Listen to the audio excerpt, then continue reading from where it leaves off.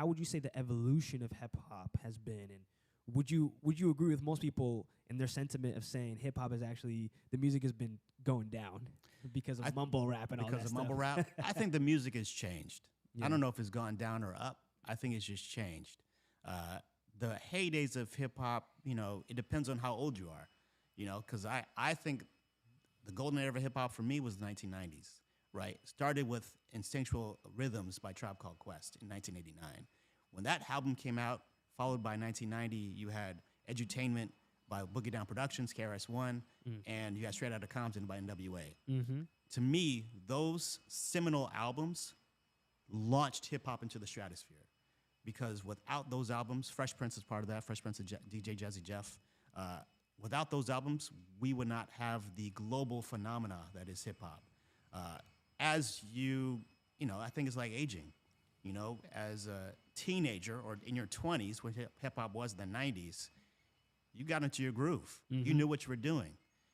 As you get older, tastes change. So when you hit to the 2000s, you're different, millennials are coming to their own at that time. Very different from the Gen Xers, and the boomers. Right. Like I'm a Gen Xer. So that's a different genre, different feeling towards music. I don't want to say it's bad or good, just different. Just different. Just different. And so I think the biggest moment for me was I was teaching a class and I brought in Talib Kweli. And I'm a huge Talib Kweli fan, huge Black Star fan. I remember seeing them at CBGBs in the 90s and like, yo, this band is amazing. And then they put out Black Star and I was like, oh, Yeah. they are amazing. Yeah. So when I brought them into class and the students were like, yo, what is this? Who is the Talib Kweli? And I was like, y'all don't know Talib Kweli? What's the matter for you? And then I realized, wait, why am I trying to push my likes on them, right? Why am I yucking their yums? What are y'all listening to? And so when I started listening to what they were listening to, I had to tune my ear differently. It's like, okay, your focus, and especially 2020s and late 2019s, 2010s and 2020s, is less about the lyricism and more about the feeling, the vibe it creates. And I think that's a unique thing, not putting it down, just different from the hip hop I loved. But it's about the vibes that you create. And I was like, all right, if I want to dig into the vibes, how can I bring those vibes into the classroom? What vibes am I trying to appreciate? So I started literally vibing to the music of different, of the younger generation of hip hop artists and learned a lot. Still, not my favorite, not all of it. Some of it's great. Like I love Kendrick, I love J. Cole, Joey Badass, Lupe, Ye, when he used Kanye. Pre-crazy? Yeah, Pre-crazy. I love Kanye. Maybe not Ye, but I love Kanye. Jay-Z has a longevity. So I think having that back and forth between the quote unquote older generation and the younger generation keeps us young, keeps us always moving. But I like hip hop in all of its entirety is something I love. Yeah, absolutely. Yeah. A lot of things that my parents bring up even, and a lot of my older cousins and uncles is the whole East Coast versus West Coast beef that was happening. I was born in 2000, so I really didn't get a feel of that, but kind of take us through what was that like, that whole beef and battle, and especially you being living in the East Coast and now coming here to the West Coast. Right. It was a manufactured battle that became very real. And I think it started off as just a discontent between two artists that grew into a discontent between entire coasts. So years later, you can look back and say, what were we arguing about? What's the beef? Right. It's all music. It's all black music. And I say that with love, not trying to single out any other discipline or any other identity. But black music is black music, and it's all good. Common said that.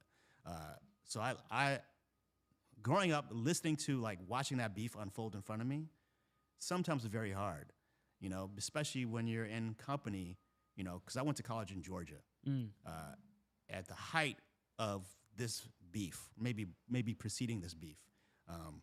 And you saw people from LA, Portland, Seattle come to school with people from New York and Jersey and Philadelphia, and would be at odds with each other just over their taste of music.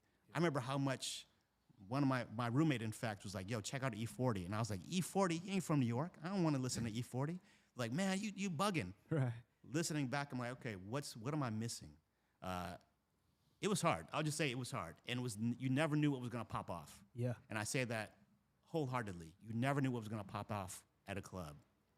And when people would be on tour, it would almost singularly be one coast versus another coast. Wow. When Tribe was on tour, Tribe was pretty universal. Everyone loved Tribe. But when Mobb Deep was on tour, it was only East Coast.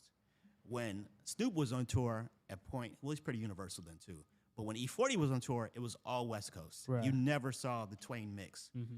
What brought us together, honestly, I think, was Outkast. Being from the South.